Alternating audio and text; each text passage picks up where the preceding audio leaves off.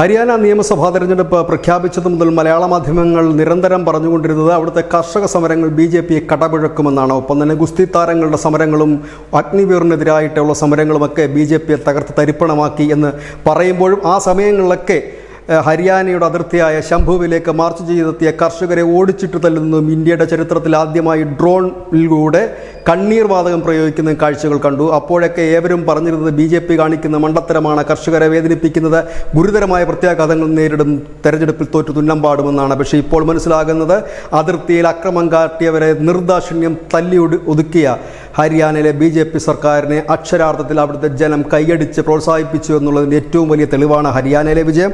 ഒപ്പം തന്നെ ഗുസ്തി താരങ്ങളുടെ സമരം എങ്ങും ഏശിയില്ല.